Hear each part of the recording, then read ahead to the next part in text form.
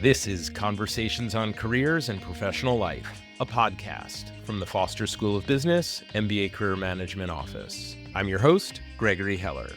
Each episode, I talk with guests, faculty, students, alumni, and business leaders about the skills, decisions, and strategies that shape real careers. The next few episodes are a mini-series called AI Ready, supported by Foster's AI Task Force. I'll be talking with students, instructors, and practitioners about how they're actually using AI in the classroom, in recruiting, and on the job. Hannah Hoffmaster came into the Masters of Science in Information Systems, or MSIS program at Foster, rating herself a 2 out of 7 on technical confidence. She dabbled in R, a programming language, didn't know what GitHub was, and had once spent a month trying to build a website on her own. By the end of one course, she'd built that website in an hour. Now she builds multi-agent systems for fun. In this conversation, Hannah talks about 2 projects she's created from scratch: GiveWise, a charity comparison platform, and Offload, a productivity scheduling app for people with ADHD that includes a chatbot called Nudge, which adjusts your day in real time when things go sideways. Hannah has learned when to trust AI and when not to, as she's used it to bring her ideas to life. This is AI Ready with Hannah Hoffmaster. Hannah, welcome to Conversations on Careers and Professional Life. Thank you for having me, Gregory. So you were in Professor Leo's class, Leo Bousioux, and that was that's how we got connected to each other. Right. I would love for you to tell me first, what brought you to that course and how has it changed your life? So, the course was honestly just a part of the MSIS program, if I'm being real. And when I first went into it, I thought this is going to be a really technical course. I'm going to have to really focus. But it was from the get-go, I was hooked. He, took us through the ways that AI can just be a productivity tool, the way that we can build and create in such easy ways. I mean, shortly before that program, I had tried to build a website. It took me like a month. And then in that course, I built a website in an hour live for homework. It was honestly I was embarrassingly giddy excited for the course. And it's changed my life in that as someone with ADHD, I'm able to build tools to help myself with productivity. As somebody who wants to know what the best charity is to give to, I'm able to build a website to compare charities. And honestly, I'm always on Claude or anything, Claude Code just for fun. That's what I do for fun. I'm experimenting, I'm doing different things, I'm creating agents and workflows and seeing how I can make things different. Ever since Leo's class, it took my creativity that I was not able to express, my inability to build because I didn't have the technical skills, and it enabled me to be able to build. It enabled me to be able to create things that are not only helpful for me, but also enjoyable for me, things that I'm just learning as I'm going. I'm learning different skills, not in just coding, but also in workflow management. And it's been life-changing to say the least. So let's rewind a little bit. You said that you were someone who didn't have the skills to code. So before you started at Foster, how would you rate your experience or comfort with technology, coding, and generative AI on a scale of, say, 1 to 7, where 1 is like, I've never touched the stuff, it's scary, and 7 is like, I'm Leo, a Jedi Master? You're mixing it up with the 1 to 7. Now I have to rethink the whole way I do this. I'm thinking probably maybe 3, maybe. I mean, that might be generous. I worked with R. I would experiment with R, and I did some stuff that, like, you know, the people around me who are not tech savvy were like, "Oh, that's impressive." Um, and I enjoyed that, but, like, I came into it not knowing, like, what most of the technical terms were, and having actually really, even though I worked with R and had experimented with some very little code experience, I didn't even know, like, what GitHub was or how to use that. Like, that's been mind-blowing to me, so, th I kinda knew how to do a little bit, but not really much. Maybe And 2 would be more fair. okay. And when you decided to start the MSIS program, do you have a sense of where you wanted to take your career and how the program was going to help you get there? Well, when I started the MSIS program, so I started to work with R because I needed an extra class in my bachelor's to graduate. So I went to my old stats professor and took another one of his statistics class because I'm one of those weirdos who like statistics. And he was the one who got me into R. And he, as we were going through it, like, acknowledged me. He said, "I don't think that you're going to be like deep into tech," but he said, "I think that you're someone who has a skill to bridge the gap between tech and non-technical people.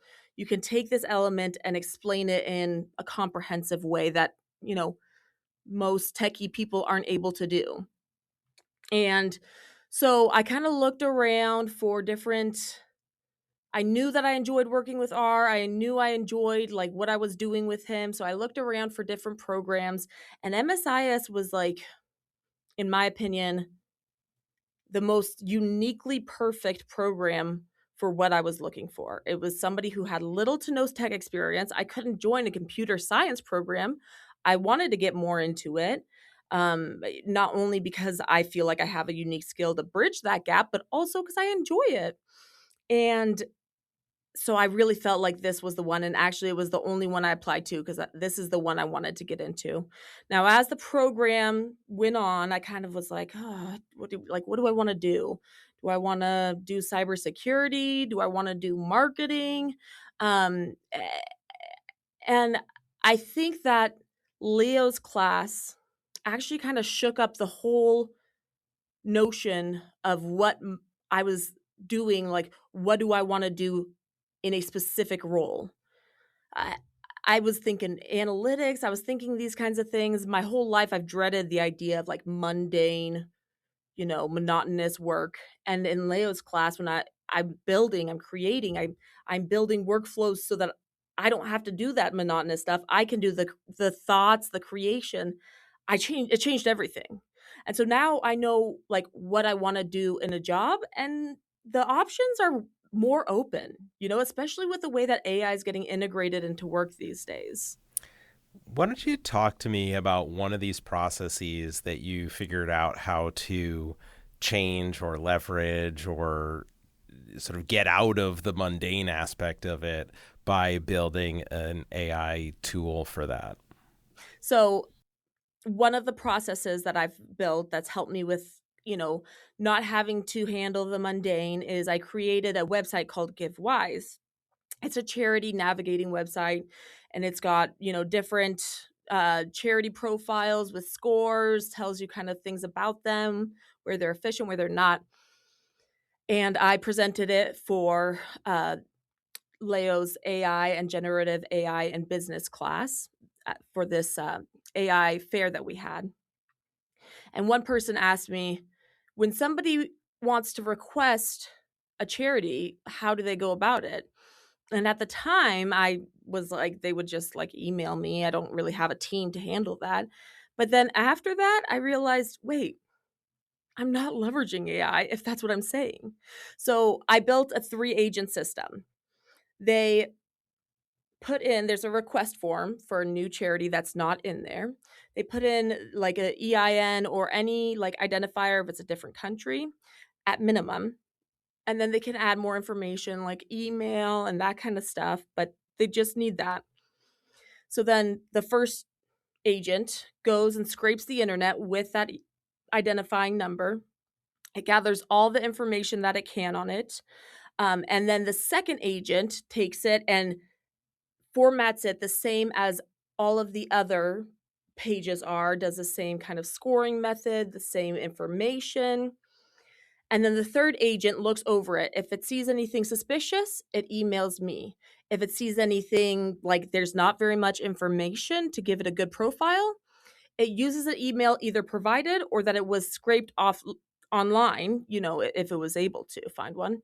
And it emails the charity themselves to say, hey, we don't have very much information on you. We want to build a good page. Can you help us with that? Wow, that's impressive. Can you tell me a little bit about the stack of tools that you use to build those agents and build the website? To build the website and to build the agents, I use Claude Online a bit, but mainly Claude Code. I threw myself into Claude Code. And I used Supabase for the database. GitHub was the repo, of course, moving everything around. And Vercel is what I used to deploy it. Um, the agents I was able to build through Claude Code and really the most of the website, but I did use Lovable for the majority of the like UI UX part. What do you think you got wrong at first that through the class you were able to develop a set of skills to work around those initial challenges? I mean, one, it sounds like, was the sort of manual nature originally of getting the charities into the system. But beyond that, were there challenges that you faced at first that either the class or tools introduced through the class helped you work around?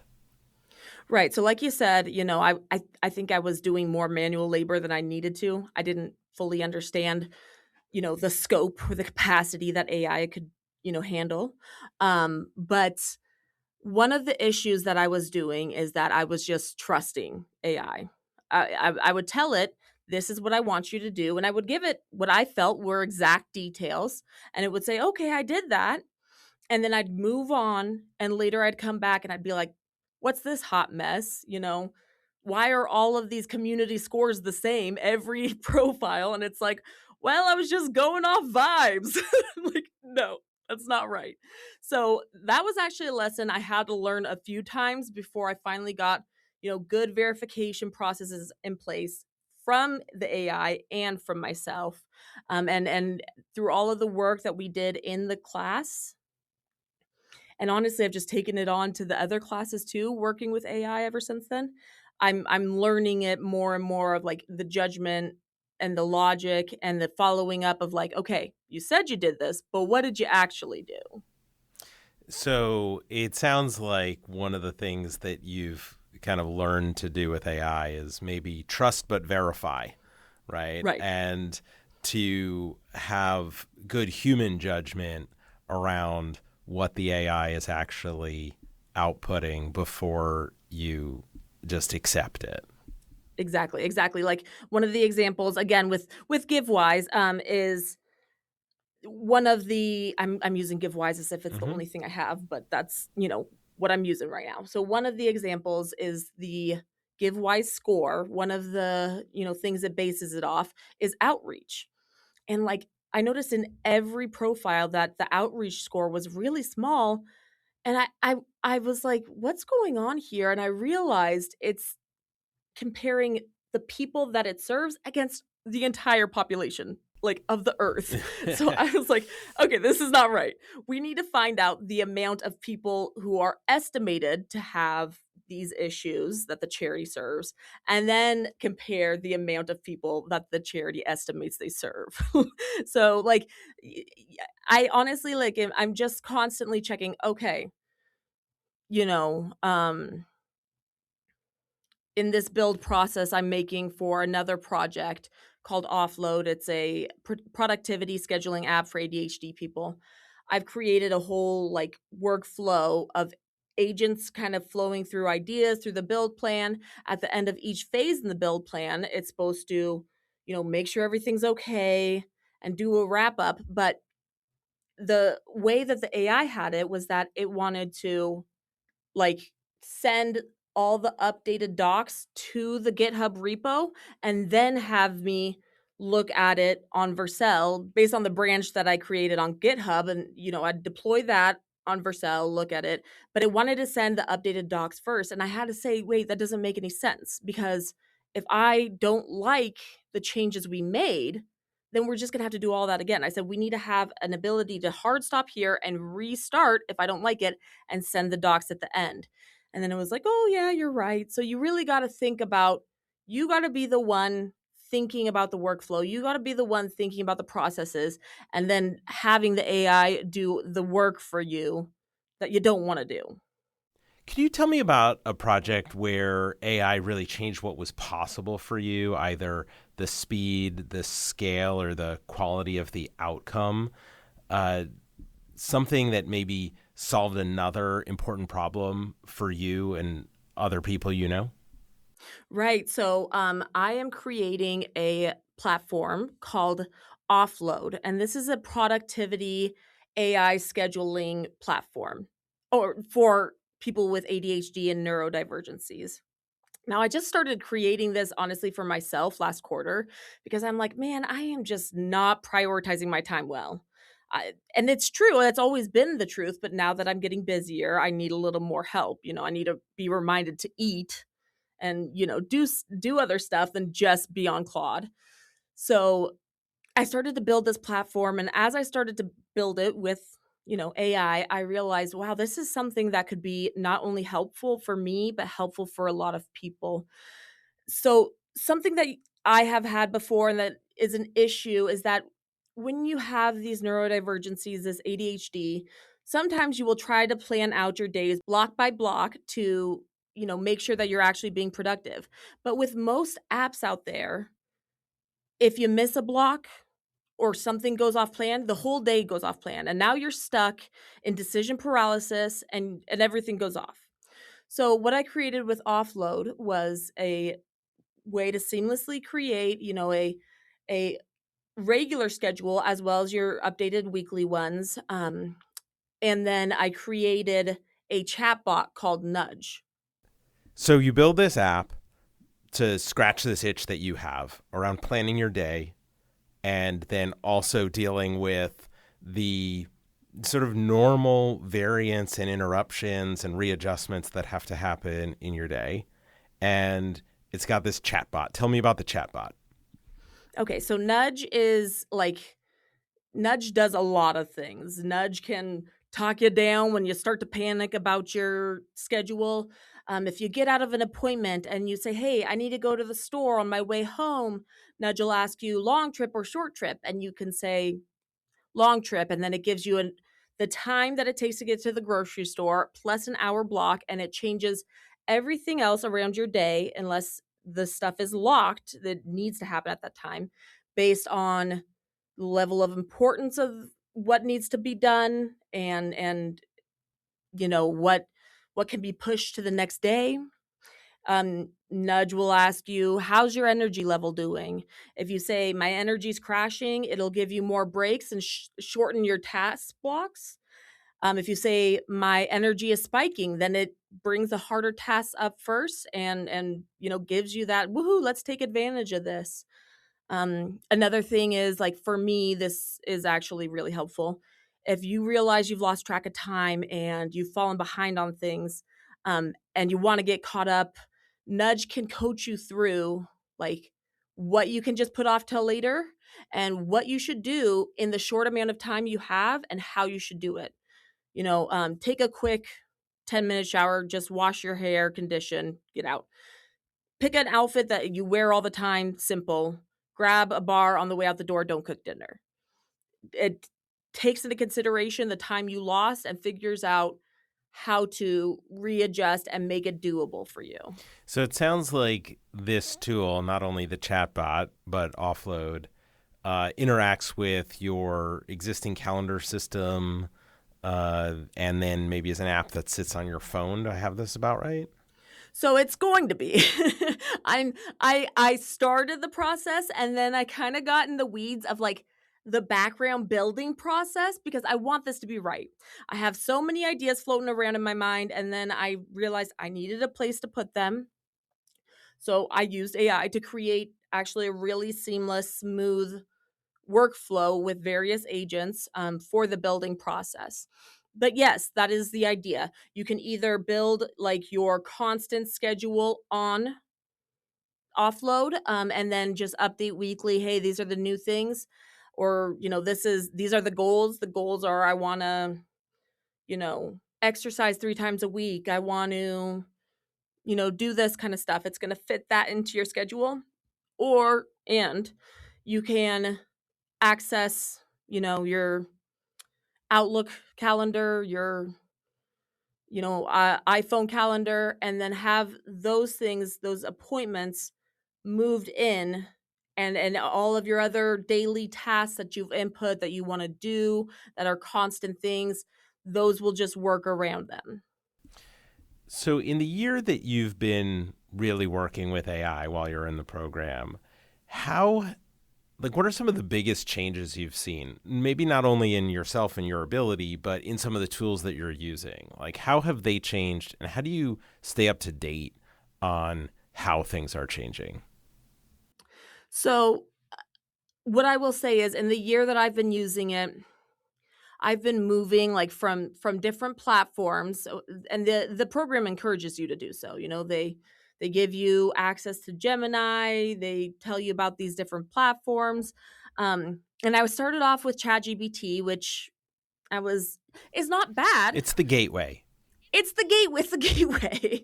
And I was using it for like simple things, kind of like, hey, help me work my thoughts out on this, that kind of stuff. And then slowly I started to, experiment in different things. And then I hit Leo's class, and then he just like, info dumped all of these AIs on us. And I was like, whoa, but I loved it. I didn't even have the slightest idea about like Codex or Claude Code. And that's been a life changer. But I think the way that I stay up to date is, first of all, I keep building. And as I'm building, I'm noticing different ways that certain apps do a certain thing, or certain AIs do a certain thing, and certain AIs do another thing a different way. I also kind of do some research of like, okay, what are the different versions of Claude and what are they best at? What are the different versions of ChatGPT and what are they best at? And then I try to kind of, decide what I'm going to use through that. And on top of that, I try to stay in contact with Professor Leo. I'm following now on LinkedIn, AI Collective, Anthropic, like people who are going to be kind of putting stuff out there so I can follow along. And I just talk to people. I play with it. I talk to people. I experiment because that's what I do for fun. I play with AI now.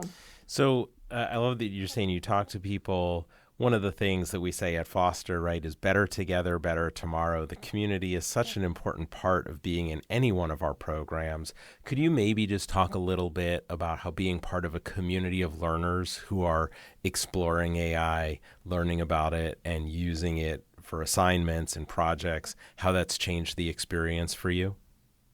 Yeah, I will say that, as I'm with my classmates, I'm even, other people in Foster are getting into AI, other programs, other than MSIS. I mean, MBAs, everybody is like getting into it.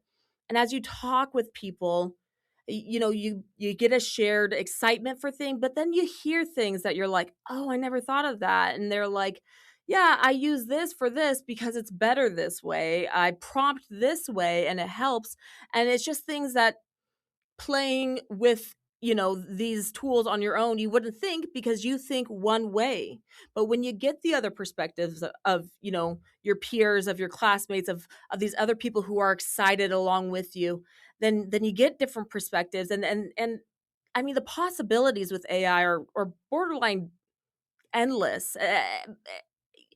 So using it in different ways can really like open up not only a community that you can be a part of with this excitement, but also change the way that you're using it. Now, if you were talking to someone who was thinking about starting the program or getting ready to start their degree program in MSIS or any of our other programs here, is there any advice that you would have about making the most of their time at Foster to learn and experiment with AI skills? Right. Yeah, I would say that there were things I did not take advantage of that I wish I had. There were offers like, "Hey, data camp, we're offering this to you," and I just kind of focused on other things. I didn't take advantage of that, and then there's more like um networking opportunities, and these things are so important. But when it comes to AI, like, there are AI events with multiple foster programs. There are computer related events where you can create these networks, and if they're in some kind of tech event, most likely they're going to be a part of your AI community.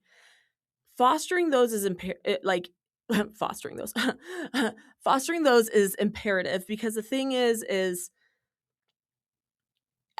in today's day and age, not only is it good to have a community, but trying to get a job, you're putting out 100 resumes a day. It's the connections you make. It's the people who can say, "I know this person, and I know that they are committed and enjoy this, and they're gonna give their all." And so that, like, joining those networking opportunities that Foster provides is highly important. Also, like, lean into your professors. I mean, all of my professors have been, like, just great, you know, um resources, like great resources, especially Professor Leo. But I mean, not that none of the other ones, but especially Professor Leo in AI. He's even created an AI club here where we can come and show different like things we're building with AI, and they can give us advice and talk through it with us. And a lot of the professors, they're keeping up with the times. They're finding ways that in their individual field, AI is becoming applicable. So go to those office hours, talk to them, because they are like a huge resource.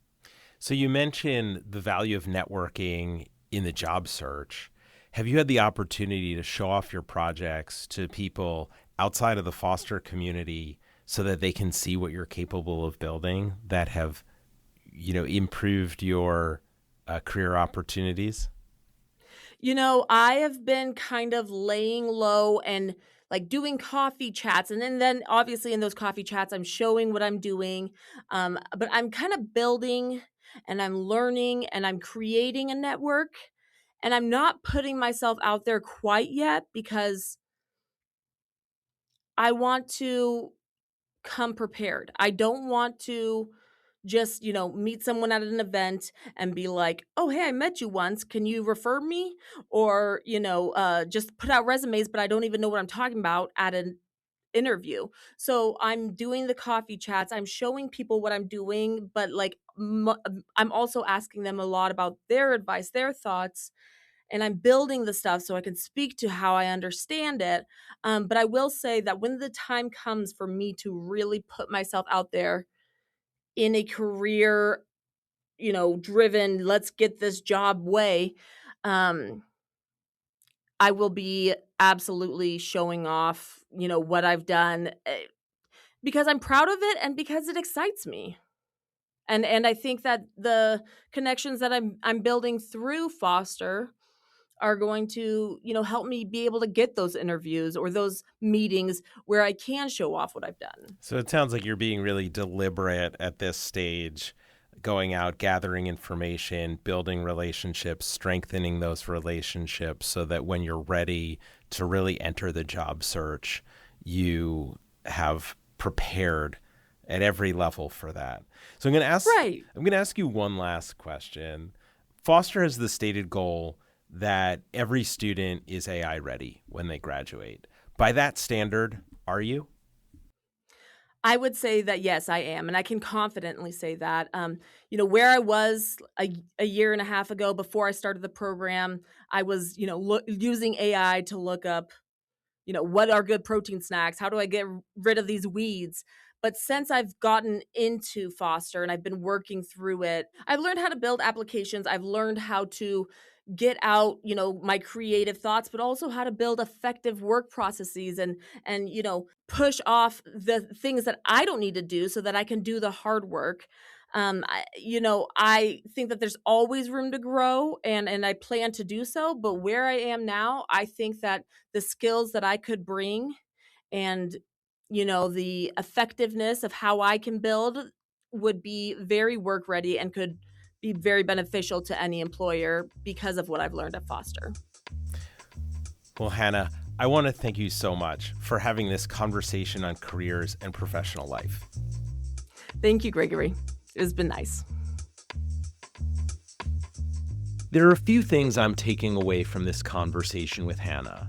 Her creativity was always there, but the AI tools really unlocked it. She didn't gain ambition from the program. She gained the ability to execute on her ambition. If you've had ideas you couldn't build because you lacked technical skills, that gap is getting smaller than ever. Trust but verify, and verify again. AI will tell you it did the thing, but Hannah learned to check anyway. Human judgment isn't optional. It's a quality control layer that's required when working with AI. And last, show don't tell. Hannah is building her portfolio before she needs it. Her plan, arrive at interviews with working products, not just descriptions of what she can do. AI ready means capable today, curious tomorrow. Hannah's assessment was similar to Nathan Fitzgerald's on another episode. AI ready measures a point in time. Continuous learning will keep her AI ready as the tools evolve. Thanks for listening to Conversations on Careers and Professional Life. If this episode was useful, share it with a friend or classmate.